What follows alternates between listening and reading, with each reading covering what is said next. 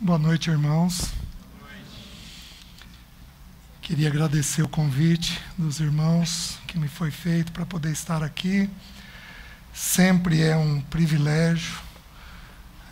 Tanto eu quanto minha família saímos muito edificados todas as vezes que nós estamos aqui. Então, queria agradecer aos irmãos por isso, viu? Eu vou dar continuidade no que eu iniciei há 1 ano atrás. Então, nós só vamos ter... Os irmãos tentaram, nós tentamos, mas não deu agenda, né? Nem comigo, nem com o hotel. Então, vamos continuar, né? 1 ano é como um dia, né? Eu iniciei falando há 1 ano atrás sobre a questão da disciplina de Deus. A disciplina de Deus, ela passa por 2 estágios, por falar e por sofrer. Lá atrás, nós conversamos sobre a questão de falar, e hoje e amanhã nós vamos falar sobre a questão de Deus produzindo uma dor em nós. Todos nós aqui, de alguma forma, fomos disciplinados pelos nossos pais, né? Alguém aqui corria da disciplina? Bom...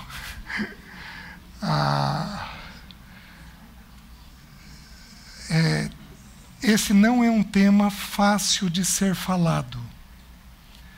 Nem é o tema da disciplina, nem o tema da disciplina na igreja. São temas difíceis de serem falados.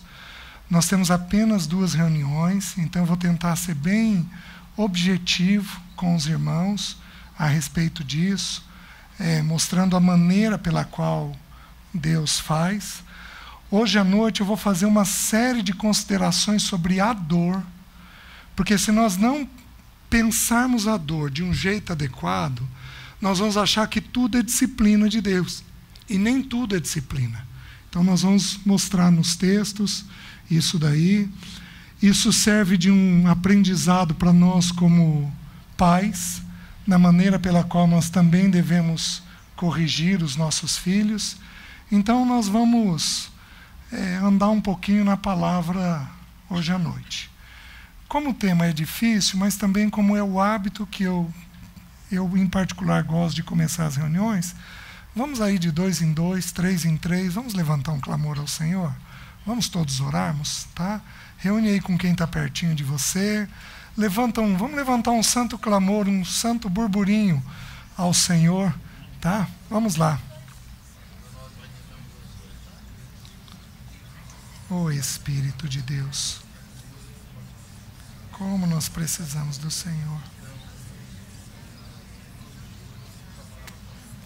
Como nós precisamos.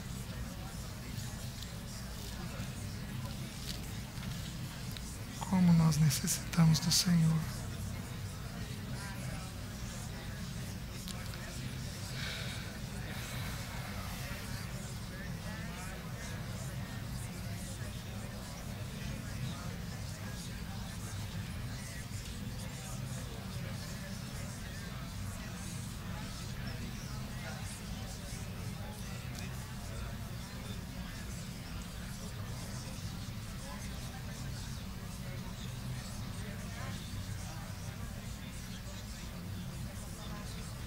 Ó Espírito de Deus.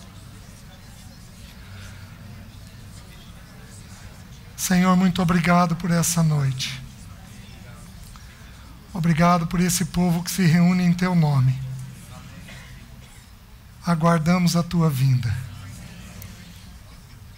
E, Senhor, quando o Senhor orava, os céus foram abertos e o Espírito Santo foi derramado sobre a sua vida. E a voz do Pai foi ouvida. Senhor, repete isso essa noite. Abre-nos o céu enquanto oramos. Derrama-nos do Teu Espírito. E nada mais nos vai faltar, Pai. Que tenhamos uma reunião segundo a Tua graça, segundo o Teu poder. Nos sujeitamos a Ti e resistimos a toda ação maligna. Satanás não tem espaço neste lugar. Nós somos Teus e o Senhor é nosso. Que o Senhor nos ajude a compreendermos a Tua boa mão, amorosa mão, Ajuda-nos, Senhor, no caminhar pela Tua palavra. Nós oramos em nome de Jesus. Amém. Hebreus capítulo 12.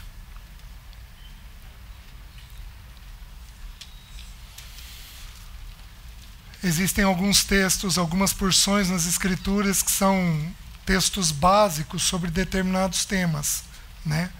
Hebreus 12 é um tema, é uma porção básica sobre a questão da disciplina do Senhor, tá? Hebreus capítulo 12, versículo 4. As Escrituras nos dizem assim: Ora, na vossa luta contra o pecado ainda não tendes resistido até o sangue, e estáis esquecidos da exortação que, como a filhos, discorre convosco. Filho meu, não menosprezes a correção que vem do Senhor, nem desmais quando por ele és reprovado. Porque o Senhor corrige a quem ama e açoita a todo filho a quem recebe. É para a disciplina que perseverais. Deus vos trata como filhos. Pois que filho há que o pai não corrige? Mas se estáis sem correção, de que todos se têm tornado participantes, logo sois bastardos e não filhos. Além disso, tínhamos os nossos pais, segundo a carne, que nos corrigiam, e os respeitávamos. Não havemos de estar em muito maior submissão ao Pai espiritual e então viveremos? Pois eles nos corrigiam por pouco tempo, segundo melhor lhes parecia. Deus, porém, nos disciplina para aproveitamento, a fim de sermos participantes da sua santidade. Toda disciplina, com efeito, no momento não parece ser motivo de alegria, mas de tristeza. Ao depois, entretanto, produz fruto pacífico aos que têm sido por ela exercitados, frutos de justiça. Por isso, restabelecei as mãos descaídas e os joelhos trôpegos, e fazei caminhos retos para os pés, para que não se extravie o que é manco, antes seja curado. Amém? Queridos, quando um filho não responde bem à disciplina do pai, o pai entra em sofrimento por causa disso. Não é fácil um filho que resiste à correção. A gente vai ouvindo todo tipo de histórias, né? Então, desde mais cedo, tem criança que é fácil no que concerne a disciplina, e tem criança que é mais difícil no que concerne a disciplina. Nós precisamos fazer uma distinção. Deus é perfeito na disciplina. Ele não é os nossos pais. Ele não é. Deus não dá uma varada a mais. Deus não exagera na dor que Ele coloca. A dor é sob medida, na exata medida daquilo que é necessário. Deus sabe a maneira de tratar. Ele trata com graça, com cuidado, em separado. Deus tem muitas virtudes na disciplina. Não há nele nenhum erro. Ele não faz nada com desamor. Nada ele faz com desamor.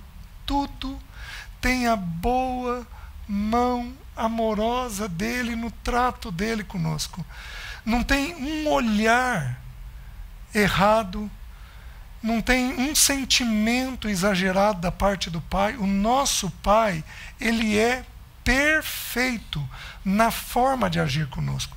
Nós não somos com os nossos filhos, porque a Bíblia ensina que nós somos pais maus. Então nós erramos de muitas formas e de muitas maneiras. Jovens, vocês que estão me ouvindo, as crianças, seus pais são maus.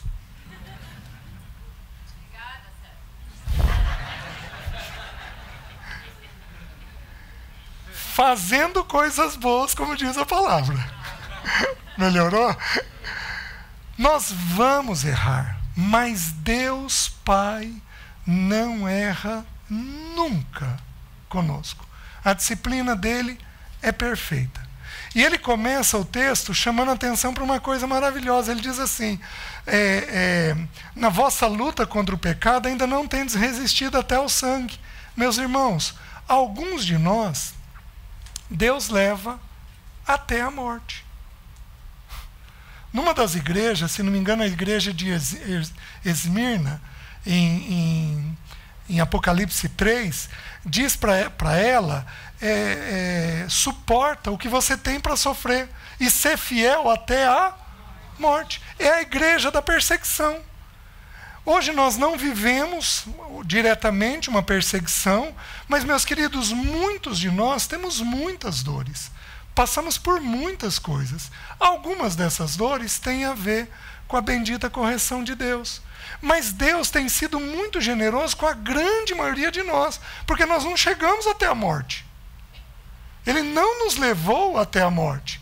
E se você tivesse vivido no início, numa época de um Nero, e se você tivesse vivido na época da fogueira, né? Nossa, a Alessi, ela amava profundamente ao Senhor e ela não tinha problema com o sofrimento. Mas ela me falou uma vez, ela falou, César, se eu pudesse, eu não gostaria de morrer de câncer. Acho que eu contei isso para os irmãos uma vez. Ela falou, eu não gostaria de morrer desta doença. Aí naquelas conversas abençoadas, eu virei para ela e falei, Lessi, e os irmãos que foram para a fogueira? Você acha que eles queriam ter morrido disso? Lê, quem escolhe o jeito que nós vamos morrer é o Senhor. Nunca mais ouvi uma queixa. Nunca mais. Porque ela entendeu que é o Senhor quem faz, quem promove as coisas. Então, nós temos sido abençoados porque a grande maioria de nós não tem sido levado até a morte, até situações extremadas da vida. A grande maioria de nós tem tido saúde, tem tido condições de tratar as coisas, e tudo isso é bondade do Senhor conosco. Nós precisamos sempre ter aquela porção de Jó. Você procede como uma louca. Temos recebido dele o bem, não receberíamos também o mal.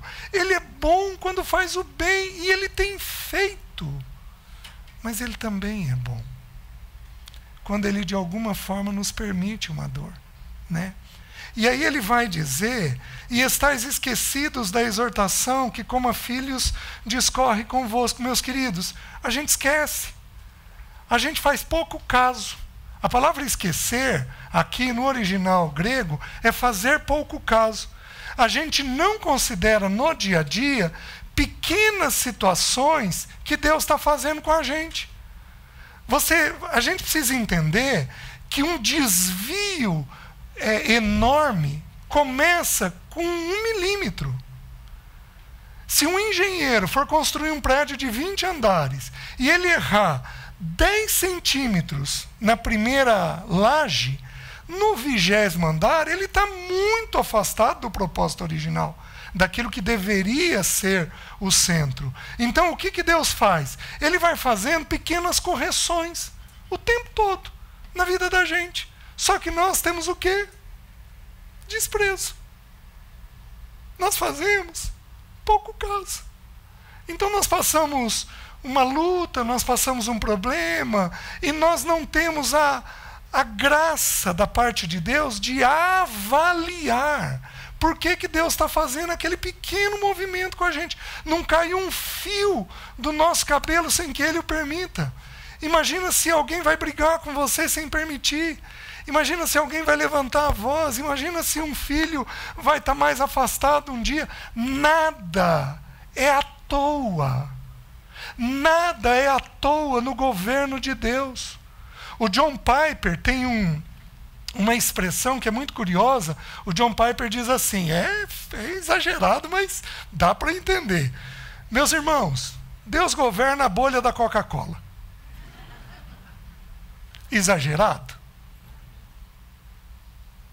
Mas pode ter alguma coisa que Ele não controle?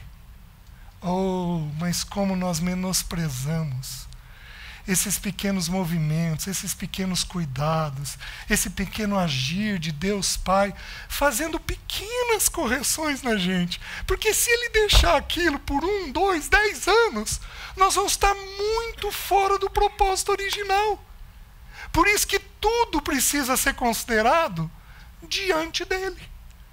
Tudo deveria ser colocado por nós em oração, com um espírito atento, cuidadoso. Senhor, o que o Senhor está falando? Como o Senhor está falando? O que o Senhor quer? De que maneira o Senhor quer? Em todas as pequenas coisas que ocorrem na vida da gente. Vocês estão me entendendo? Então aí nós vamos compreendendo o que o Pai está trabalhando em nós, né?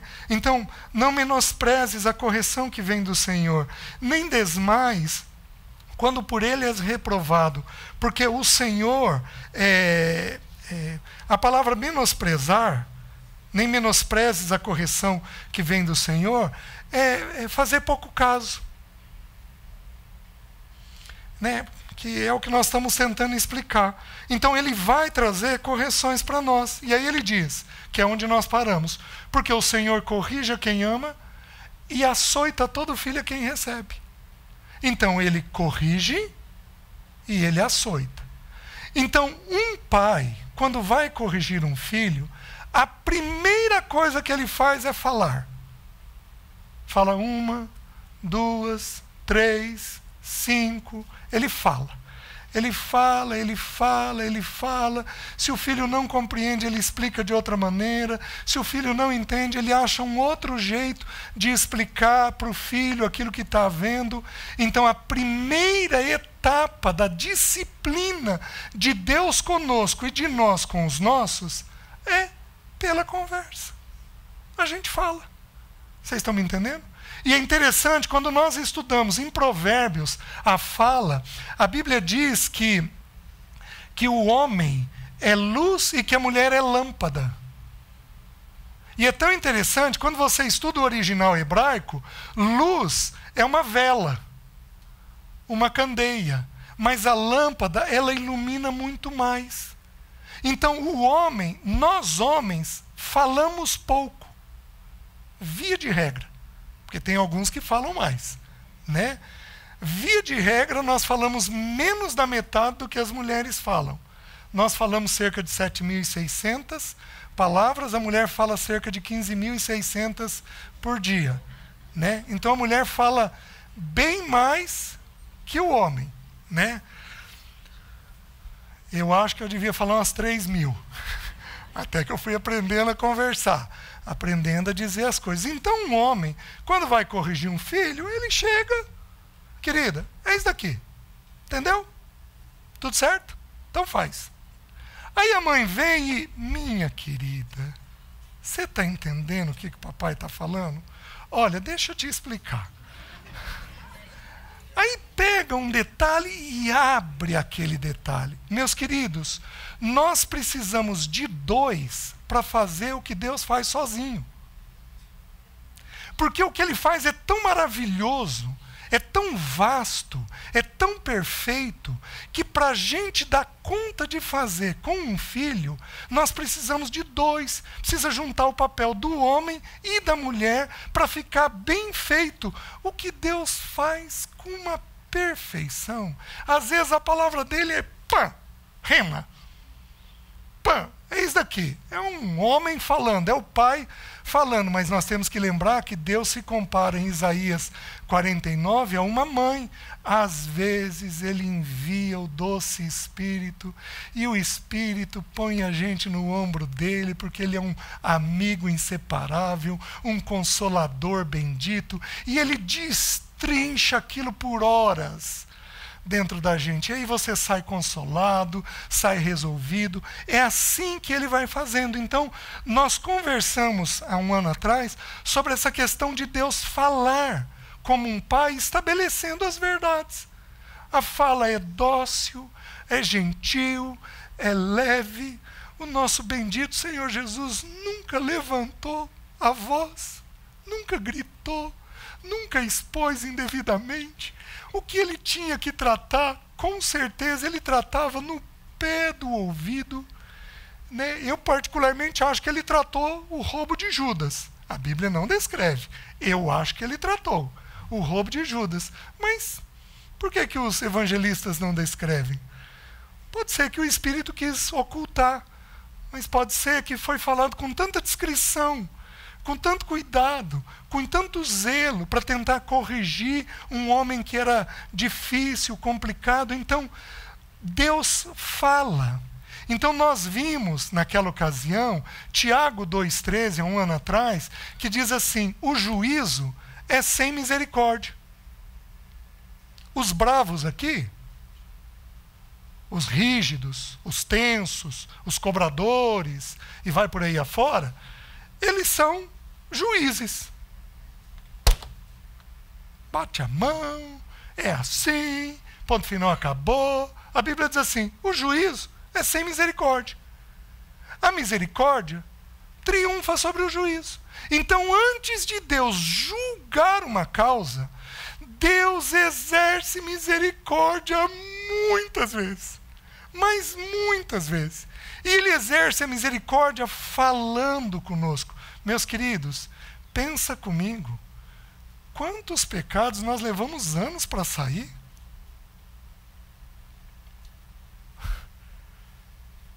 Quantos pecados a gente leva meses? Quem somos nós para pegarmos o filho da gente a partir de hoje? Pensou se ele fosse fazer isso com a gente? Não é da natureza dele. Ele vai ganhando o nosso coração em amor, em obediência. Ele vai ganhando isso pela fala dele. Vocês estão me entendendo?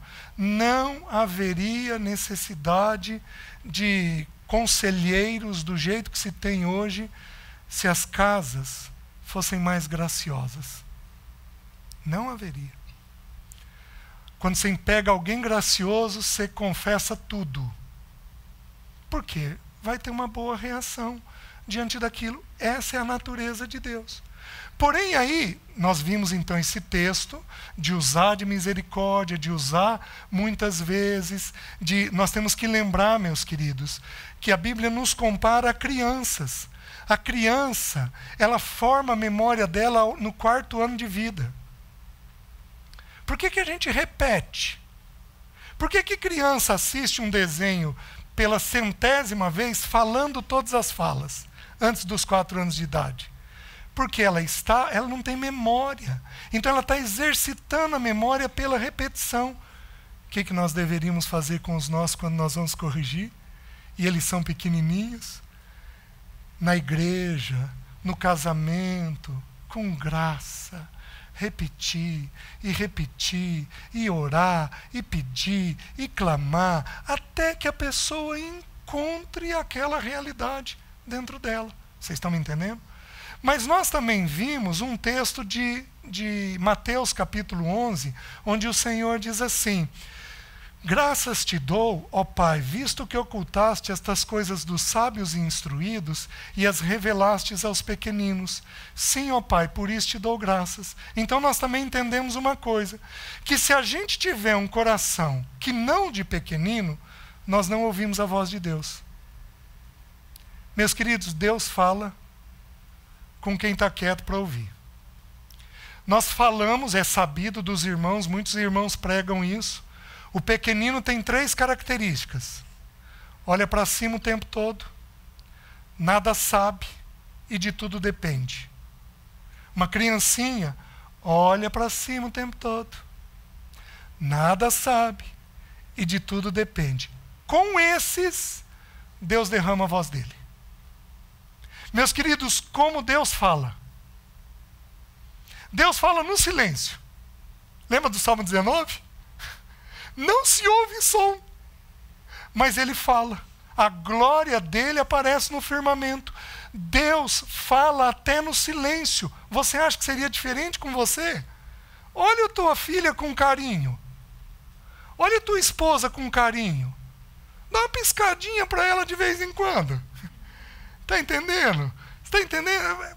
Ganha o teu filho sem palavras. Deus fala conosco o tempo todo. Mas para isso, nós precisamos ter um coração de quem nada sabe. Enquanto a gente sabe, meus irmãos, nós só vamos nos meter em encrenca. Mas quando a gente tem um coração pequenino, o Senhor vai comunicar muita coisa dentro de nós. Quem aqui é perfeccionista, levanta a mão. Levanta alto. Então, eu vou dar uma boa notícia. A principal característica do perfeccionista é que tudo que ele faz é certo. Os cônjuges que o digam. Mas, meus queridos, se a gente sabe muito, a gente ouve pouco.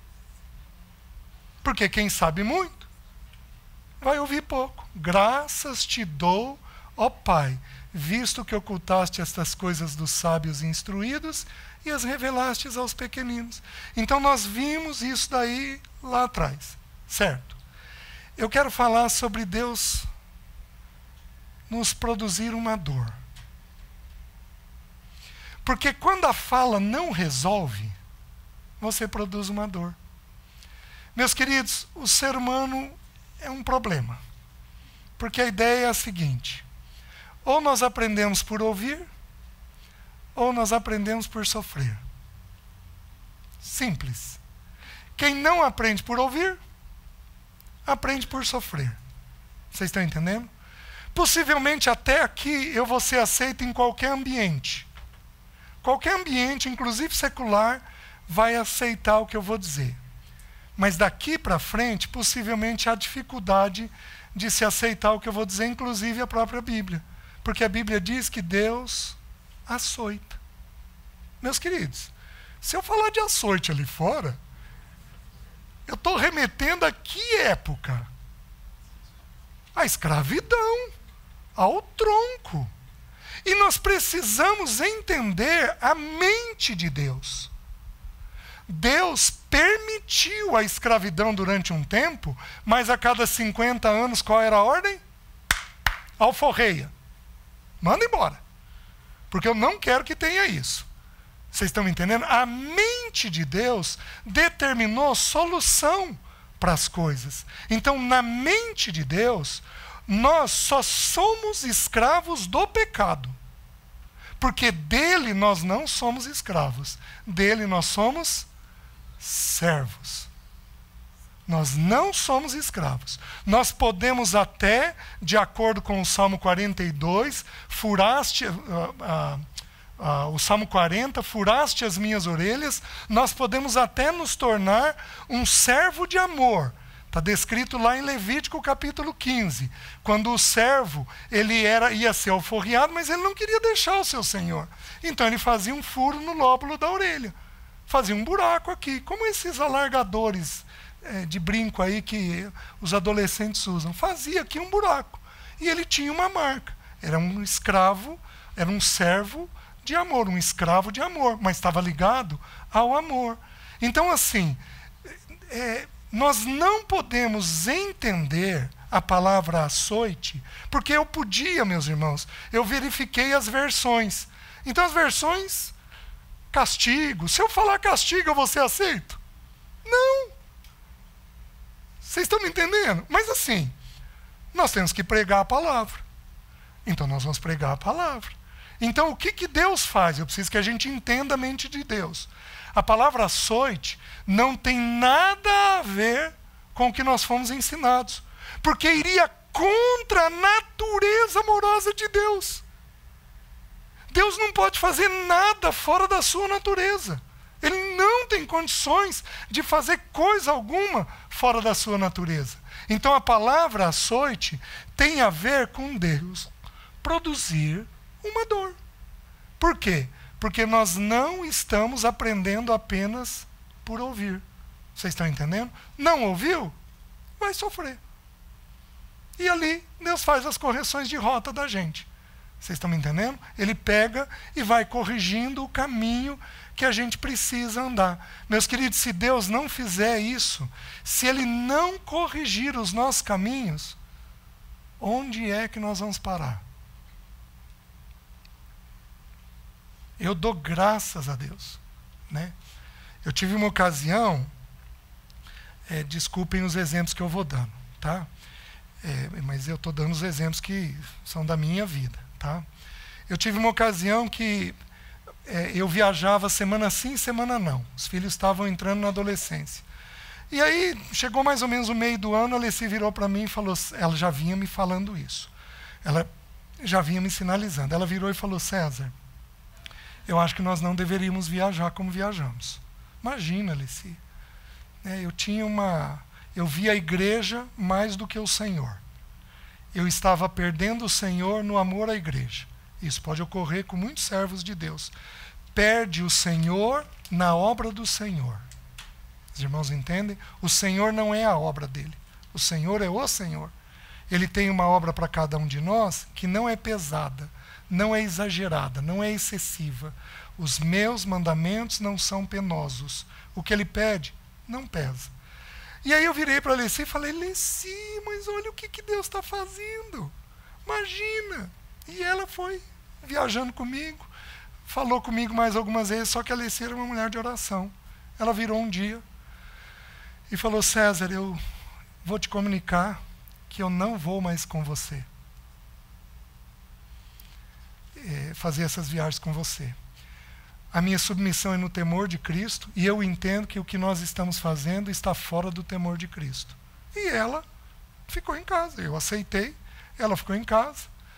3 meses depois eu parei no cardiologista com a pressão a 22/16. Por viagem. Eu viajava de carro. Avião não era uma coisa fácil naquela época. Eu viajava de carro, viajava 13, 14, 15 horas, direto, de carro. Você fica sem circular, você vai criando esse hábito, depois o organismo chega uma hora que ele não suporta mais isso. Aí um dia de manhã, estava trabalhando, a pessoa que estava na minha frente rodou. E aí eu saí carregado da clínica.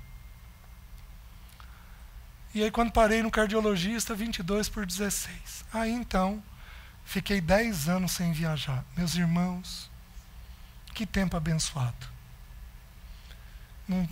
Os irmãos não têm noção do benefício que foi para mim e para minha casa isso daí. Então assim, eu não ouvi. Então, gente, mas Deus é simples. Tá bom, vou fazer você ouvir. Vocês estão entendendo? Pôs uma tontura, eu não consegui trabalhar. E aí fui atrás para corrigir, e aí o problema era o meu ritmo. Os irmãos estão entendendo?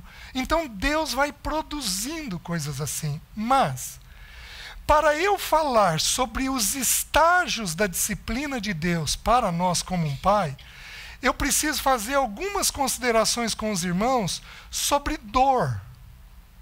Eu preciso falar com os irmãos sobre dor, porque senão a gente fica confuso de entender o que Deus está fazendo e o que Deus não está fazendo. Então eu vou fazer um apanhado, não é um estudo sobre dor, mas eu estou fazendo um apanhado dos principais pilares deste tema de dor para nós, para que não haja confusão dentro da nossa mente. Tudo bem? Então, deixa eu ir lá. Primeira consideração. Toda dor nesta terra provém de 4 lugares. E apenas desses 4 lugares. Primeiro lugar, então quando você passa uma dor, você tem que procurar de onde está vindo essa dor. Você tem que tentar saber de onde aquilo está vindo. Eu estou falando de dores de vida, eu não estou falando apenas de dores físicas. Estou falando de todo tipo de dor. Então a dor, primeira consideração, a dor provém de 4 lugares. Primeiro lugar de onde a dor provém, do pecado original. O salário do pecado é a... Entrou morte, entrou todo tipo de dor. A dor só entrou na existência humana porque a morte entrou. Com a morte adveio todo tipo de dor, física, emocional, todo tipo de situação, inclusive espiritual, advém do pecado original. Então, é impossível viver este mundo sem dor. Não tem jeito. É impossível você viver esse mundo sem dor. Por quê? Porque você está num mundo caído, num corpo caído. Então, de alguma forma, você vai ter lutas por causa do pecado original. Em primeiro lugar, de onde advém a dor. Nesse aspecto, todos nós sofremos disso. Segundo lugar, de onde advém a dor? Do pecado pessoal nosso. Porque a Bíblia diz assim, Gálatas, capítulo 6, versículos 7 e 8. Diz assim: ora, de Deus não se zomba, pois tudo aquilo que o homem semear, isto também ceifará. Plantou, colhe. Plantou coisa boa, o versículo seguinte vai dizer: pois o que semeia para a morte, para a corrupção, da corrupção colherá a morte. Mas o que semeia para a vida eterna, vai colher a vida da parte do Senhor. Então, plantou, tem algum dano. Pecado é pecado, não tem pecadinho, pecadão. Mas pecado tem distinção de consequência. Uma coisa é uma criança roubar uma borracha de um colega na sala. Ele viu uma borracha do Homem-Aranha e eu quero, e foi lá escondido, pegou e levou para casa. Uma coisa é uma coisa dessa.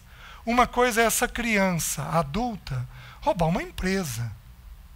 Ele comete ali um crime passível de punição. Ele é um diretor financeiro e ele lesa a empresa. Ele pode ir preso.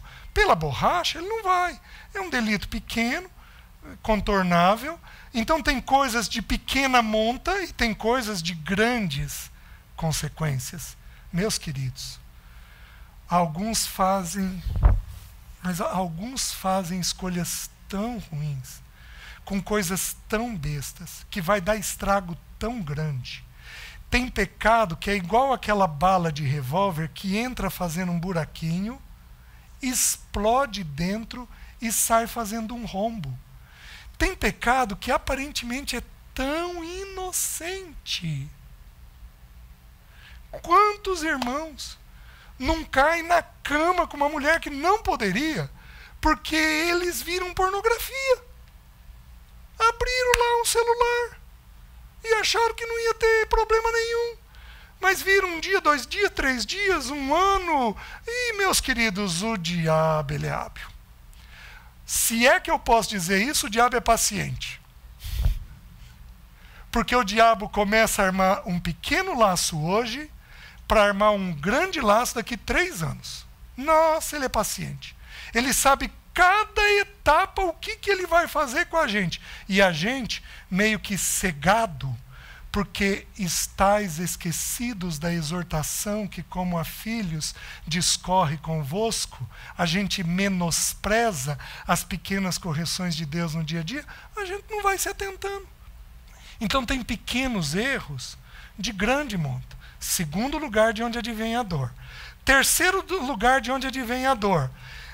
Do pecado de pessoas ligadas a mim.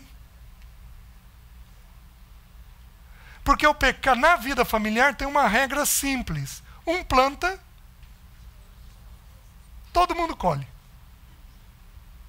Pecado familiar é assim. Você está me entendendo?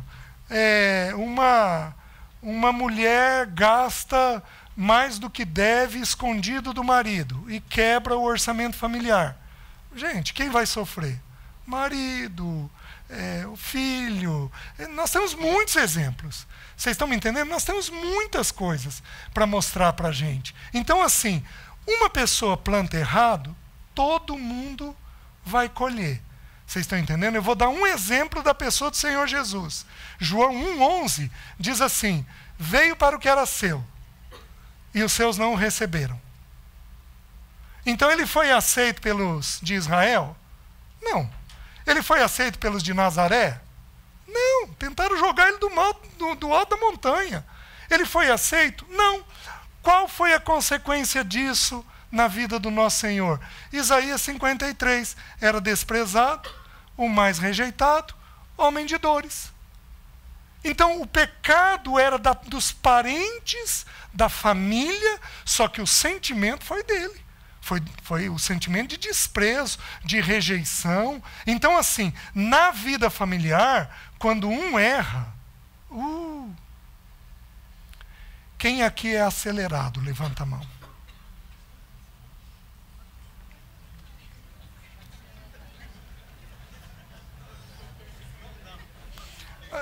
Eu vim falando para mim, eu não vou pedir para levantar a mão, eu não vou. Mas fazer o quê, né? O acelerado já fez assim, a hora que eu estava no AC, ele já... Os que levantaram a mão, anotem aí, vocês vão decorar Provérbios 19, 2. Não é bom proceder sem refletir, e peca quem é precipitado. Toma uma decisão errada no casamento, na vida financeira. Toma uma decisão errada de saúde. Os irmãos estão entendendo? Então, terceiro lugar de onde advém as nossas dores, de quem está perto de nós. Tudo bem? Está fazendo sentido até aqui? Deixa eu ir. O último lugar, atenção, voltem aqui. O último lugar, de onde advém as nossas dores? O último lugar, de Deus. Porque tem coisa que ninguém pôs a mão. E quem decidiu fazer foi Deus.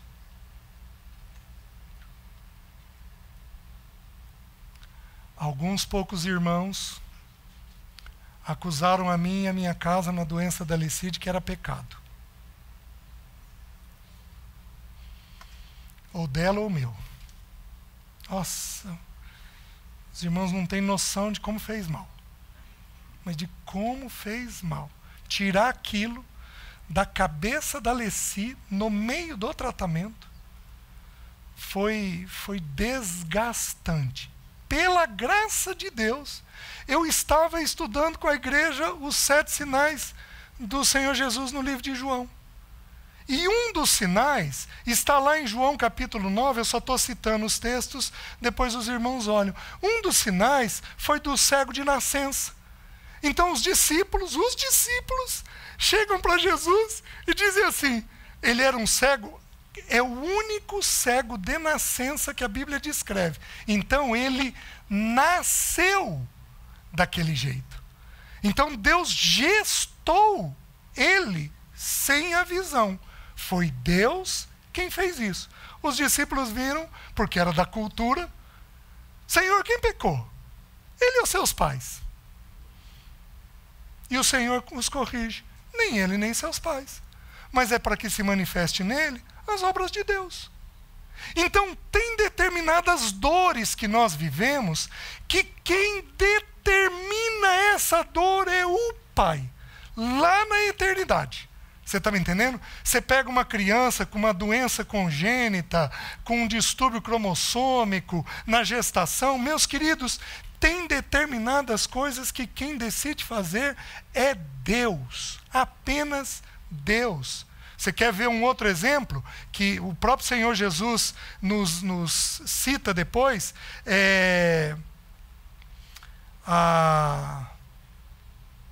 Quando ele diz, se não me engano, Lucas, quando ele diz assim, não achem que aqueles 18 sobre qual a torre de Siloé caiu eram mais pecadores que os demais. Ai, caiu, matou, gente, esse povo devia ser cheio de pecado. Depois você abre Jó 22, meus queridos, Deus virou para Satanás e disse assim, você viu meu servo Jó? Íntegro, reto, temente a Deus e que se desvia do mal. Esse homem era perfeito? Não, porque ninguém é. Mas ele vivia uma vida de muita correção? Você pega o capítulo 22, os amigos de Jó acusam ele de ter lesado financeiramente as pessoas, de não ter cuidado das viúvas, de não ter atendido aos órfãos. Falam coisas terríveis contra Jó. Vocês estão entendendo? Então, assim, todos nós teremos sempre essa tentativa de dizer que pode ser pecado, pode ser alguma coisa, né? Quando eu nasci de novo numa igreja um pouco mais avivada, né? E aí entraram pastores mais avivados na igreja. Então, eu cresci espiritualmente numa igreja mais avivada. Aos 23 anos, eu tive uma crise de depressão e de ansiedade. Uma crise violenta, de depressão e de ansiedade. Então, eu tenho 58, eu estou falando de 35 anos atrás. Meus irmãos, é impressionante como que não mudou. Diziam que era pecado ou demônio. E eu estava tendo uma crise de ansiedade. Você pega um sujeito ouvindo isso, fragilizado. Meu Deus, demônio onde? Está me pegando, está atrás de mim. Ai meu Deus, o que eu faço? Gente, dá uma confusão. Mas dá uma confusão na cabeça. Então o ser humano, ele tem esse instinto maldoso e nós precisamos entender que tem determinadas dores que Deus constrói. Deus determina. A filha do Billy Graham foi indagada nas Torres Gêmeas de onde estava Deus. Vocês conhecem a resposta dela? Onde estava Deus aqui nas Torres Gêmeas no dia do acidente, no dia daquele ato terrorista? E ela respondeu de uma forma tão simples. Ela falou assim: Deus estava ali. Por que onde Deus estava? Ali. Mas são 2.000 e tantas pessoas mortas. Deus escreveu. 2.000 e tantas pessoas mortas naquele dia. Deus tem determinadas ações que o homem simplesmente não põe a mão. Então, primeira consideração, que toda dor que você passa vem desses 4 lugares. Então, passou uma dor, você tem que examinar seu próprio coração. Senhor, é do pecado original? Sempre vai ser. É do meu pecado? É de alguém que está pecando contra mim? É o Senhor quem está trazendo essa situação? Certo? Primeira consideração. Segunda consideração. Toda dor nesta terra tem o controle de Deus Pai. Não há nenhuma dor vivida nesta terra que Deus, o Pai, não tenha controle. Só que ouçam o que eu estou falando. Deus, o Pai. Eu estou colocando as duas coisas juntas. Se eu me lembro bem, são 32 menções de Deus Pai. Deus o Pai. São 32 vezes, isso é repetida no Novo Testamento. Deus nos remete à soberania e Pai nos remete ao amor. Então Deus é plenamente soberano, como Deus, para os seus, Ele tem um coração de Pai. Ele não tem com toda a humanidade. Vocês estão me entendendo? Ele não tem. Deus é Pai dos seus filhos. E Ele é Senhor do restante da criação. Ele é Pai nosso, Ele é nosso Senhor, mas dos outros Ele não é Pai. Porque nós só nascemos, nós só nos tornamos filhos pelo novo nascimento. É a história de Nicodemos. Senhor, como assim? Nicodemos, você precisa nascer de novo. Nicodemos era um mestre da lei. Ele era um pecador bom. Gente, tem muito pecador que é bom. Melhor que crente. Mas tem gente que é organizada, é correta, é séria. Ele era um pecador boníssimo, mas ele ainda era um pecador. E Deus virou para ele e falou: Nicodemos, você precisa nascer de novo. Mas, Senhor, como é que eu vou voltar para o ventre da minha mãe? Não, Nicodemos, você não está entendendo. O que é nascido da carne é carne. O que é nascido do Espírito é Espírito. Você precisa nascer do Espírito. É quando nós reconhecemos que somos pecadores e que apenas em Cristo Jesus nós temos acesso ao Pai. Então, com a nossa boca nós confessamos, com o nosso coração nós cremos e nós nascemos de novo.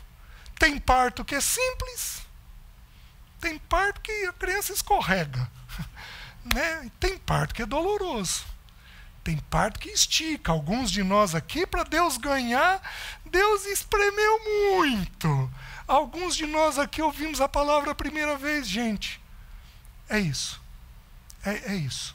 Eu ouvi a primeira vez, foram 4 reuniões que eu fui na igreja, ouvi as 4 reuniões, eu não me continha na 4ª reunião. Chamei o filho do pastor e falei: eu ouço vocês cantarem esse amor, eu vejo vocês falarem desse amor, viverem esse amor, agora eu quero ter esse amor.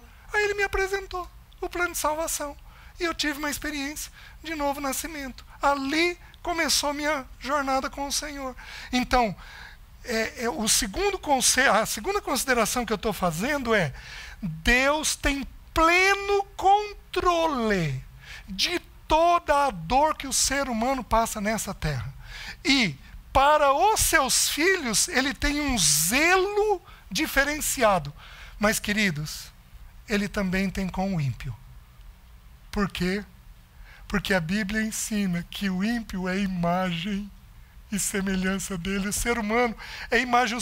Deus tem compaixão da sua criação, porque ele é amor. Então ele faz o sol vir sobre bons e maus, a chuva vir sobre justos e injustos. Então Deus tem um pleno controle de toda a dor. Agora eu vou abrir com os irmãos um texto que ele é meio chocante, mas ele é o texto. É uma profecia que tem em Isaías a respeito de Ciro. Abra lá, por favor, Isaías capítulo 45.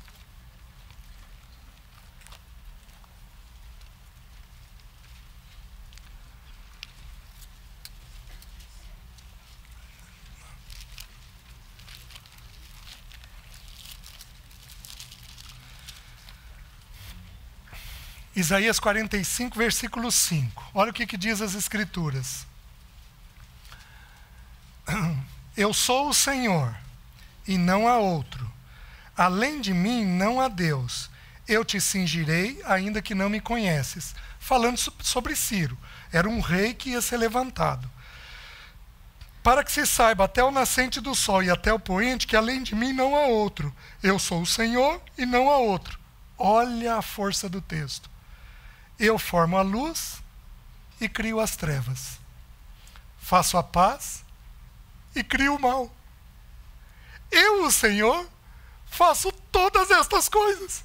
Meus queridos, tem alguns versículos que eles são tão marcantes, tão claros. Mal aqui não é pecado.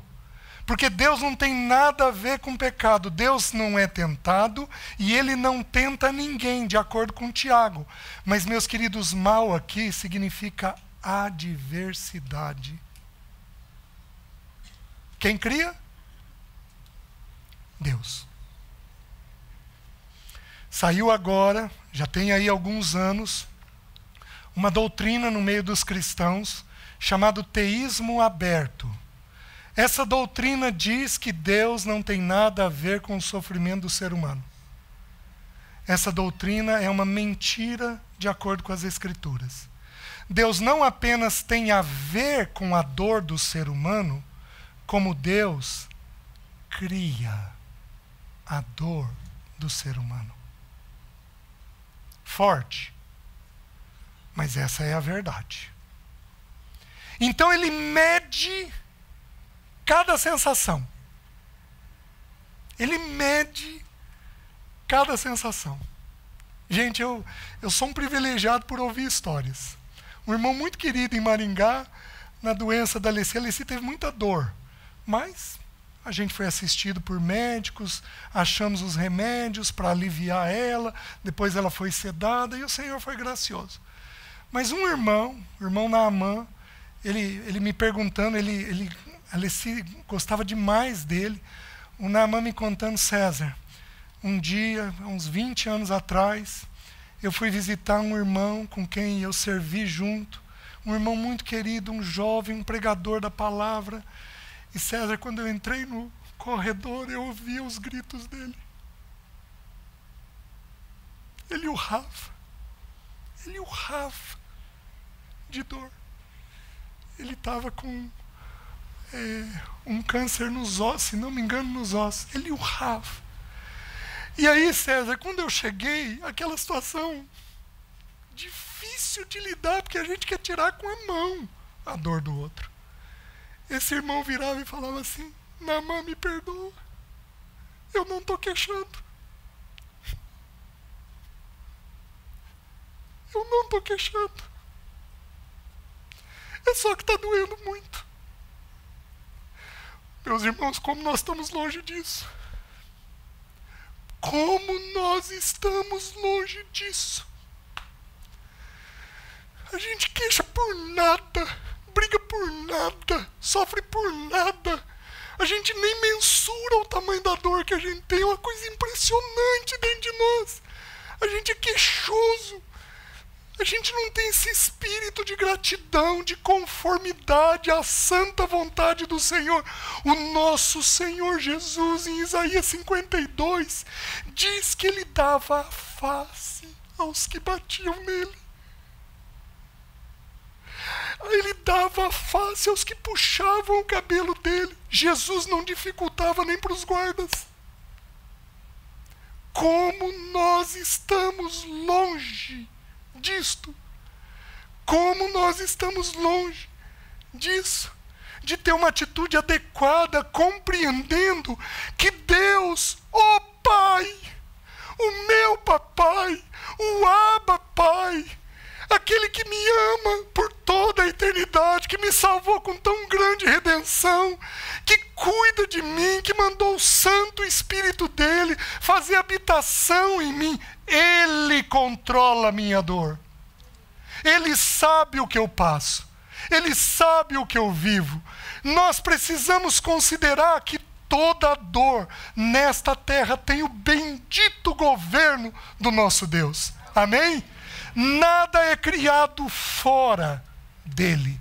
Nada é criado fora dele. Mas, meus queridos, você quer ver um texto que para mim é maravilhoso? Abra no Salmo 56.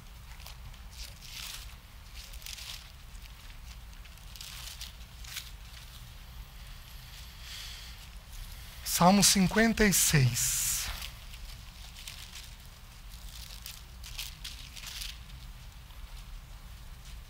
Versículo 8. Olha o que diz. Contaste os meus passos quando sofri perseguições. Recolheste minhas lágrimas no teu odre. Não estão elas inscritas no teu livro? Deixa eu te fazer uma pergunta. O livro da vida foi escrito quando?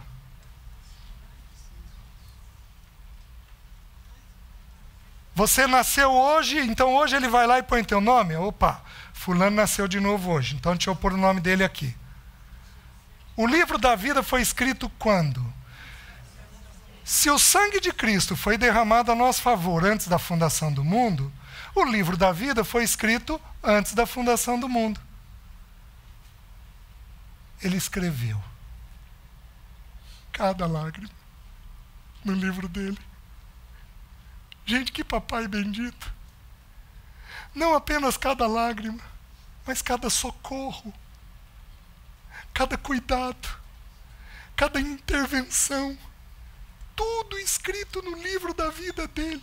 Então nós precisamos considerar isso que eu estou colocando, para você entender quando é um ato disciplinador de Deus. Porque nem sempre é. Nem sempre tem a ver com o teu pecado. Muitas vezes tem a ver apenas com o propósito dele. Terceira consideração. Nem toda dor tem a ver com pecado.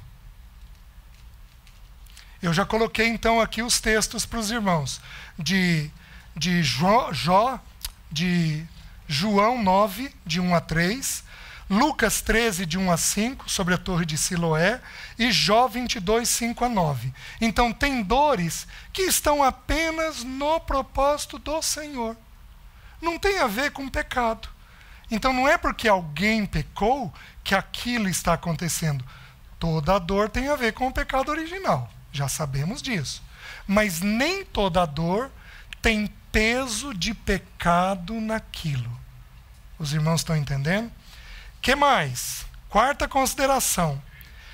Para com os filhos de Deus, a dor sempre tem a finalidade de gerar obediência.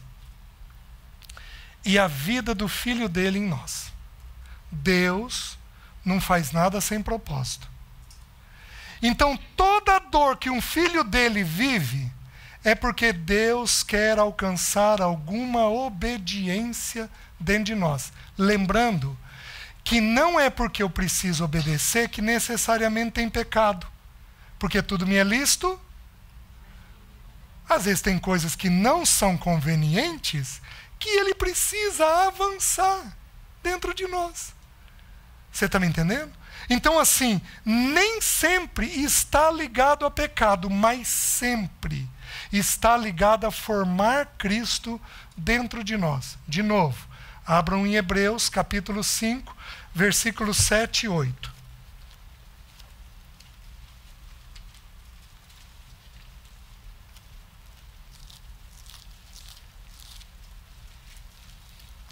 Olha Jesus no Getsêmani. Ele, Jesus, nos dias da sua carne, tendo oferecido com forte clamor orações e lágrimas a quem o podia livrar da morte, e tendo sido ouvido por causa da sua piedade, embora sendo filho, aprendeu obediência pelas coisas que sofreu. Então entenda uma coisa. Jesus foi ouvido no Getsêmani. Mas o que ele pediu? Passa de mim. Foi passado? Não. Mas ele pediu só isso? Contudo, faça-se a tua vontade. Ele foi ouvido? Sim, meu filho. Então, que bom que você está pedindo a minha vontade. Vou fazer a minha vontade. Vou te entregar na mão dos anciãos. E você vai se afastar de mim. Ao meio-dia do dia de amanhã. Né? Então, Jesus passa por isso daí. Né? E isso tinha a finalidade de gerar nele uma obediência. Embora sendo filho, aprendeu obediência pelas coisas que... Meus queridos, filho tem que sofrer. Senão não cresce. O que eu vou falar agora é aceito. Qualquer lugar aí fora. O que eu vou falar agora é aceito. Filho precisa ter adversidades.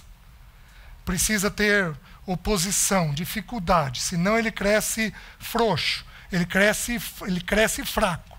Então, filho precisa aprender a enfrentar coisas difíceis. Então, é uma das formas de fazer isso com o filho. É o jeito que Deus pensa. Só que Deus não pensa apenas na adversidade. Ele pensa também na dor, no sofrimento. Né? No tempo dos fins, a Bíblia diz assim, sabe, porém, isso. No tempo dos fins sobrevirão tempos difíceis, pois os homens serão egoístas. Egoísta sofre. Ele vai sofrer, mas ele quer sofrer. Por que é insuportável falar para o mundo hoje de produzir uma dor? Porque o tempo dos fins é tempo de gente. E vou te dizer uma coisa. Celular para o teu filho é lá pelos 15. Amém, filhos? Não ouviu amém. Não sei por quê. Por quê? Porque tudo é muito rápido. Celular, ele funciona de tal maneira que tudo é muito rápido. E aí, paciência, tolerância, esperar, suportar, é coisa que vai para o espaço. Você está me entendendo? Então, tem que demorar. Você está entendendo? Minhas sugestões, né? Se tiver internet de escada, você põe essa. Acho que não tem. Mas se tiver, você põe essa. Aquela que leva 10 minutos para baixar uma foto, né? Eu fiz da minha casa, né? Ajudou muito. Fui dificultando. Você vai dificultando. Sabe, o teu orçamento não comporta um bom celular. Está entendendo, né? Teu orçamento não comporta um bom celular. Tem que ser aquele celular antigo, mais devagar, não comporta. Não tem jeito. Então, por quê? Porque são coisas que vão gerando egoísmo dentro da vida dos filhos e eles não suportam oposição. Eles não suportam dor. Os irmãos estão entendendo? Certo. Então, quarta consideração, certo? Hebreus 12:10, também, voltando ao texto original, ele vai dizer assim: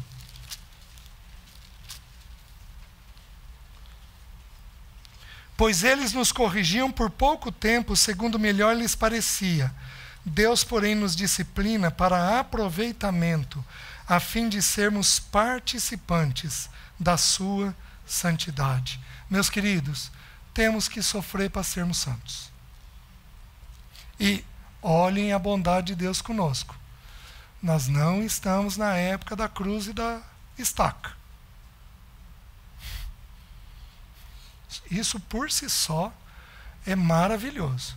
Pedro foi crucificado de cabeça para baixo, Isaías foi cerrado ao meio, Jeremias possivelmente decapitado. Meus queridos, assim, Tiago, se não me engano, jogado de um alto de um penhasco, se não me engano.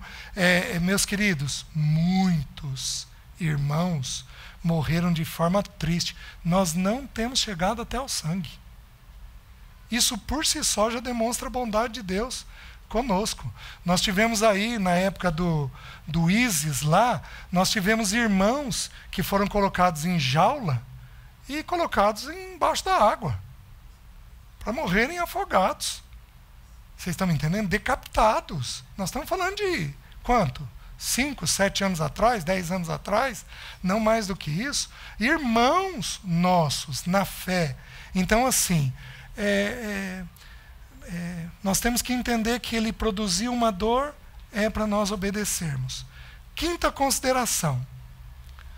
Quem aqui quer ser maduro? Levanta a mão. Quer amadurecer no Senhor. Certo? Então presta atenção no que eu vou te dizer. Quinta consideração.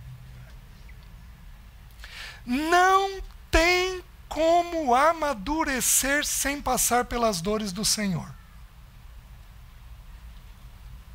Porque tudo que houve com Ele terá que haver conosco. No processo de maturidade é simples assim. Jesus, você quer amadurecer? Então presta atenção. Quais foram as 3 dores do Senhor Jesus? Foi desprezado e rejeitado. Isaías 53. Lucas 22, ele ficou só, separado do Pai. E ele suou sangue. Isso é um caso extremado de ansiedade. As células capilares rompem. Hematidrose. Mas é um caso extremado de ansiedade. Pouquíssimas pessoas no mundo têm isso. Eles chamam de lágrimas de sangue. Jesus teve solidão. E Jesus teve, de acordo com Hebreus 2, versículo 9, o sofrimento da morte. Por morte, troca perda. O sofrimento da perda. Não tem jeito de amadurecer se não vivermos as dores que o nosso Senhor Jesus viveu. Amém? Mulher, quando o teu marido não te dá atenção, é desprezo e rejeição? Amém? Ficou mais difícil? E homem? Quando a mulher não cuida de você? O que nós vamos fazer? É desprezo e rejeição? Como é que você vai lidar com isso daí. Você precisa entender que o Senhor Jesus viveu essas 3 dores. Tudo que ele viveu, nós viveremos. Ele passou por um batismo de arrependimento, nós temos que passar. Ele passou por um enchimento do Espírito, nós vamos ter que passar. Ele passou por um Getsêmani, nós vamos ter que passar. Ele passou por desprezo e rejeição, nós vamos ter que passar. Ele passou por solidão, onde não tinha ninguém, todos vocês vão me deixar. Meus queridos, na solidão, nós temos a grande oportunidade de encontrar o Pai. Na solidão, nós temos a grande oportunidade de encontrar o Pai. Todos vocês vão me deixar, porém eu não estou só, porque o Pai está comigo. Então, quando o Senhor te deixa só, o que Ele está fazendo? Vem cá, filho, vamos subir. Vamos para um estágio mais elevado. Vamos compreender. Vamos subir. Vamos subir isso daqui. Meus queridos, a maturidade é uma coisa curiosa. A maturidade é como subir uma montanha. Quanto mais você sobe, menos gente tem. Você está entendendo? Então, gente que amadurece é gente que é mais sozinha. Difícil? Sim. Sofrido? Sim. Mas tem a realidade da vida do Senhor? Sim. Eu fiquei considerando a minha situação. Então, o Senhor me colocou com perdas físicas. Então, o Senhor chamou a Rossana. 2 anos depois, chamou a Leci. Alguns meses depois, esse ano, chamou minha sogra e chamou minha mãe. Eu tive 4 perdas, num período de 4 anos. As 4 mulheres que eu cuidava. Né? Fica até assustador. Né? Fui, cuidei das 4, direitinho. Né? Mas aí eu fiquei considerando conversas que eu tinha com a Leci. Porque a primeira vez que eu ouvi sobre morte de um irmão virou para mim e falou, nossa, ele deixou esse parque de diversões. Nossa, e aquilo me impactou tanto que eu passei a usar essa frase. E a Leci, na sabedoria dela, virou e falou, César, eu acho que nós desconhecemos esse tema para falar desse jeito. Eu acho que esse tema é pesado demais para a gente falar assim. Mas eu, no auge da minha sabedoria, no auge do meu entendimento, né, mantive isso por alguns anos. Eu lembro até qual foi o irmão que morreu quando eu aprendi essa frase. Meus irmãos, que tolice. É uma verdade. Deixamos esse parque de diversão e vamos para o Senhor. Mas também é uma verdade que é difícil, que é sofrido. Vocês estão entendendo? Que não é uma coisa simples, muito menos fácil. E aí eu comecei a pensar, Senhor, só agora que eu estou compreendendo que o nosso Senhor Jesus teve 3 mortes na vida dele próximas. Vocês sabem quem? O Pai. A Bíblia não descreve, mas nós supomos que o pai do Senhor faleceu, então ele lidou com a morte do pai. A morte de João Batista. Se você for atento ao texto, Jesus vai passar ali, os discípulos tinham acabado de chegar do envio dos 70. Jesus recolhe os 12 e some. Porque um primo havia morrido. E em Lázaro, que ele chora. Vocês estão entendendo? Morte produz dor. Como produz uma santa e bendita esperança. Porque o nosso Senhor é a ressurreição e a vida. Louvado seja o nome dele. Mas isso não muda o fato de que há dor instalado. Então o Senhor Jesus teve essas 3 dores: o desprezo e a rejeição, a dor da solidão e a dor das perdas. Meus queridos, não tem como amadurecer sem passar por isto. E o nosso Senhor foi desprezado e rejeitado onde? Na família.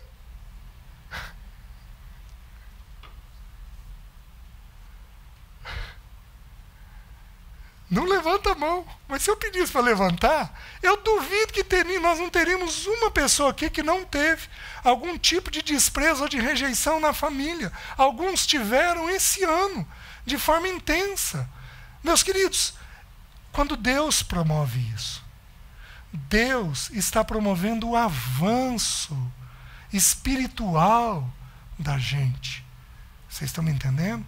Então nós temos que saber compreender a mente do Senhor.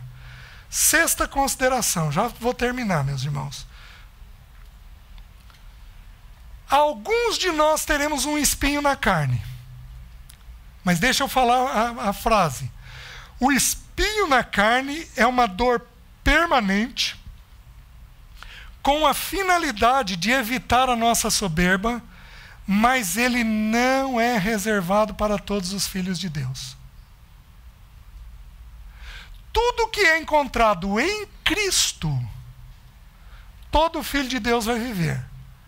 Mas o espinho na carne foi encontrado em quem? Em Paulo. Então, alguns de nós, Deus vai gerar um espinho permanente.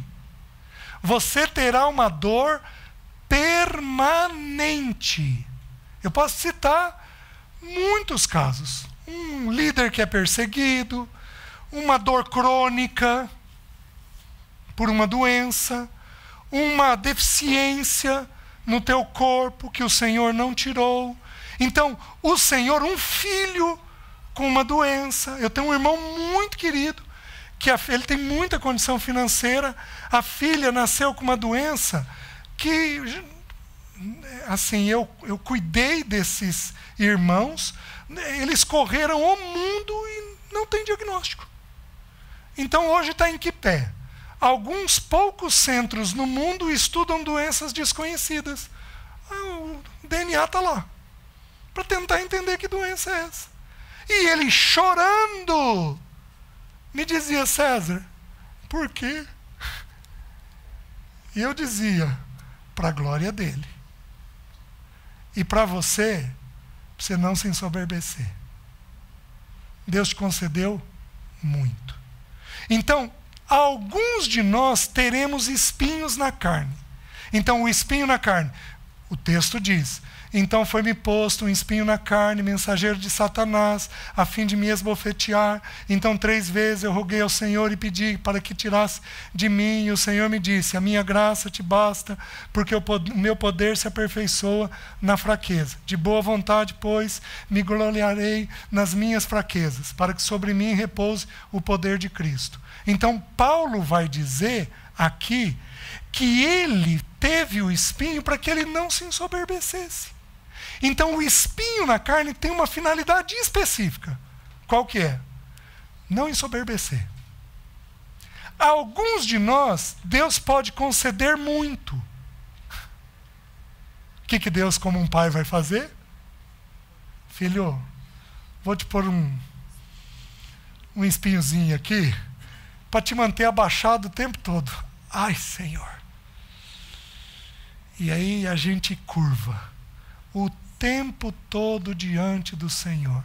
Quando Deus, no amor dele, pelo anjo dele, visitou Jacó, pôs um espinho, feriu a coxa, permanente.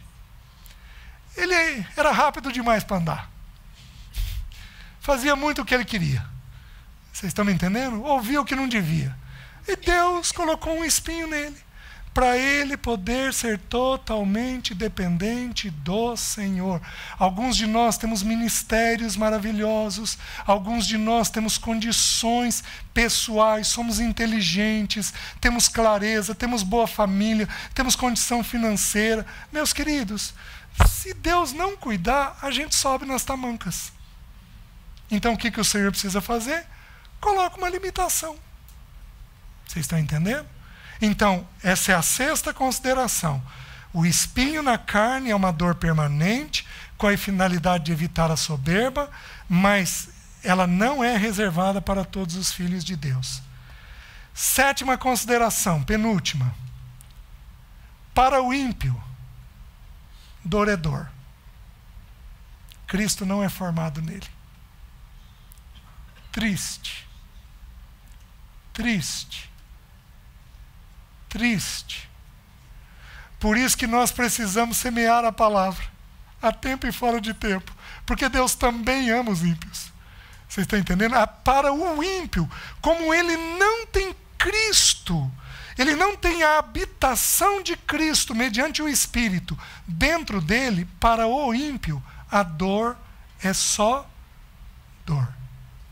Para nós, os filhos de Deus, a dor mais a ação da palavra e do Espírito é a vida de Cristo formada em nós.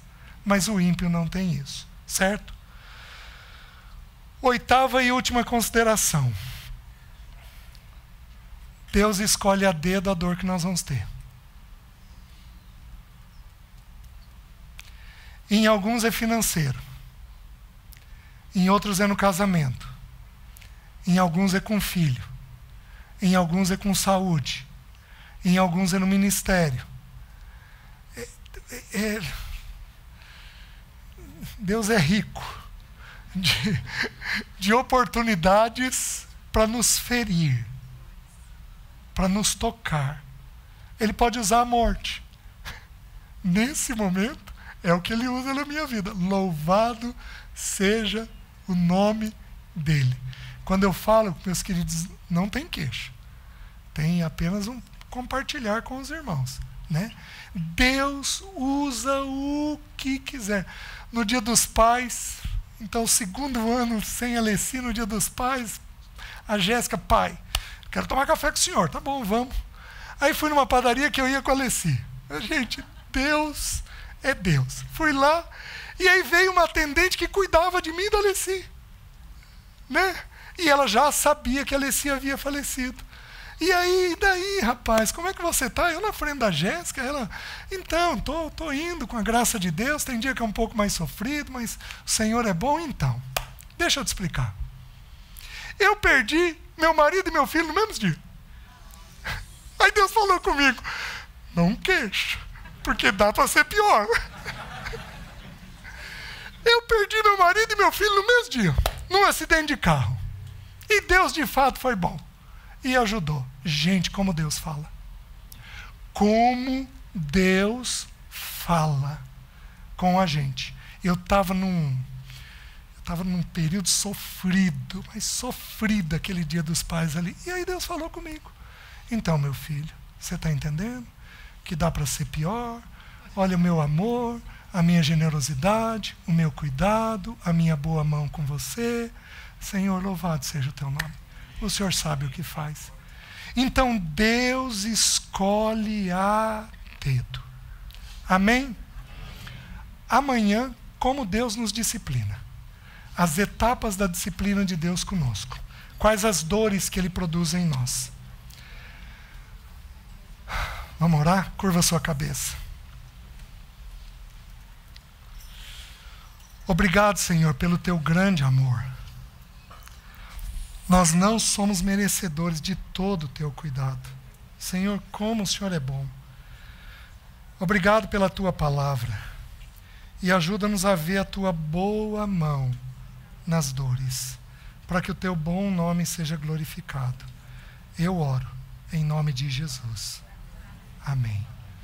Deus abençoe, irmãos.